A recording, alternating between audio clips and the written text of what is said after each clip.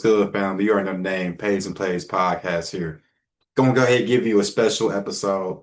I know I got the wrong jersey on for this one, but who cares? Thursday night football, special edition episode. Seattle Seahawks traveling to the desert to play the Arizona Cardinals. We got the Seahawks as -1.5 point favorites. And listen, I'm already gonna come out here and say that I already made this one of my best bets. I got the Cardinals to win and cover. I took this actually with them being -1.5, would open up at -1.5, a plus 100 on the spread, plus value. That's why I took the money option on that one on the spread. Listen, and I said I was gonna get more in depth into it. So let me go ahead and get more in depth into this thing, man. When I look at what Gannon has done with this Cardinals team, this team has fought. They played defense. This is probably the best defense they probably had in a minute. Having Josh Sweat as a good pass rusher, you know, Buda Baker's been playing good. I like what Will Johnson has done as a rookie. This defense overall has stepped up, has been pretty well, and I like that. Offensively, I know they lost James Conner, and that's going to hurt them a lot. But Trey Benson can definitely show up in a role like this because the guy has talent. They got Trey McBride. I need their receivers to step up. Marvin Harrison Jr. missed out on possibly 2 touchdowns if he would just pay attention to catch the ball instead of thinking ahead of time. And when I look at the Seahawks team, everyone's going to go all crazy and say, "Oh, Sam Darnold, look what they did against the Saints." When the Saints can't even run up and rush anybody, bro, as old as this defense is. You give credit to the game that yeah, they played a bottom tier team that isn't fully talented. But this is when I also think when you play out Arizona, you play in that desert, it's never going to be an easy game dealing with the Cardinals. It's going to be a tough, physical, hard game. And another thing I looked at, 90% of the tickets and the money is on Seattle. So I see that the public is heavy on Seattle. And if you know my strategy, like I always say, when everyone was to zing, I'm a zag. So yeah, I'm taking the Cardinals, man.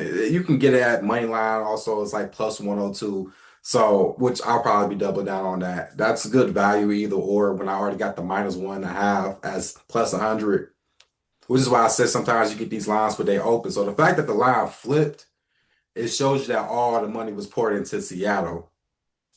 All right, which is why now it looked like Seattle's a big public favorite. Now, as far as the total, it's like 43 and a half. I'm going to go under. I think this is the typical NFC West drag out game, right?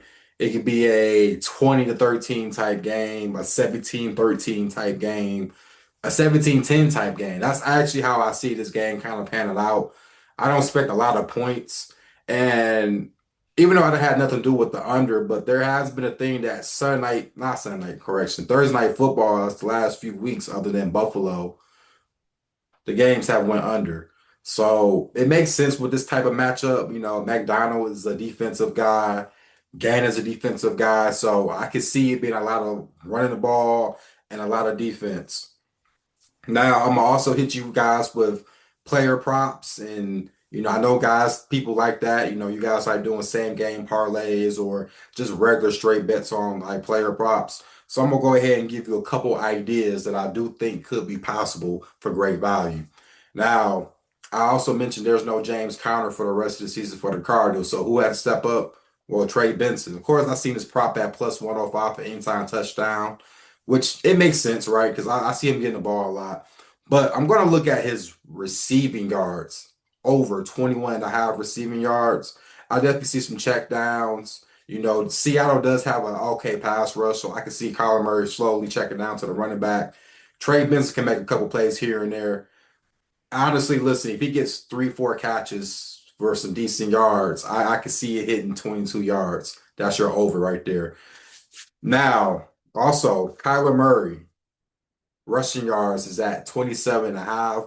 I will go over that. When I said there's no James Conner, you got to kind of mix it up somewhat. I won't be surprised if I see some of that read option, RPO. I can see a little pistol play action fake roll out and him running it. I can see the idea with that because he can use his legs to help make that run game relevant. And his touchdowns at plus 280. So Kyler Murray, who can get rush touchdowns, so plus 280 on that. That's great value. And also, I'm looking at a Seahawks prop that I think is a sneaky play. The rookie Torrey Horton, he's plus 420 to get a touchdown. He's a good kick returner, punt returner, and he can get some yards receiving. His prop is at 25 and a half, which between Cooper Kupp and Jackson Smith is way low, but he's definitely like the third option receiver. So that is very great value right there. If you like touchdowns on the defensive side, both of them at plus 750. So that's kind of like the way I look at it because if it is a under 43 and a half game, you can have a touchdown from the defensive side. Any one of those defenses, like I said, they're both plus 750. So regardless, no matter, you get that one. I can see Kyler Murray, him having to run the ball a little bit more. He can get a touchdown, possibly same thing with Trey Benson. And I mentioned about obviously Torrey Holden because the fact that we know Arizona will be focusing on Cooper Kupp, even though he hasn't been the same, but he still is relevant to the game. And I know they're going to pay attention to Jackson Smith and Jigma. It's just that if Torrey Holden he can make a play. Like I said, he can make plays anyway, man. It could be punt return on special teams, or it could be him getting yards, catching the ball. And most likely, if he gets a scoring touchdown through the pass game, it's over 25 and a half receiving yards can possibly hit. That's just my little thoughts, man, on Thursday night football, man. Give y'all some ideas, man.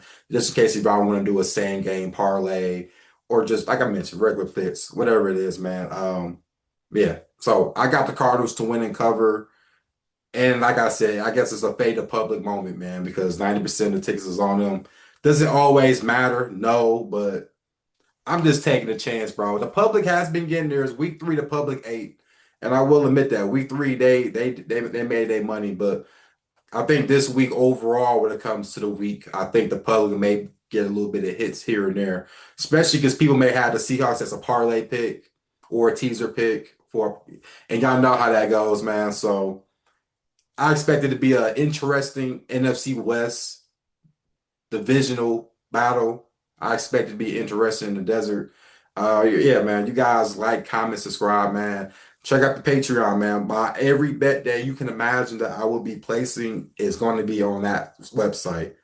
50% off the whole entire month. Type in the welcome code page 12. Whatever tier you get, 50% off all the way to the end of September. So as always, guys, let's get this money out here, man. Let's be safe.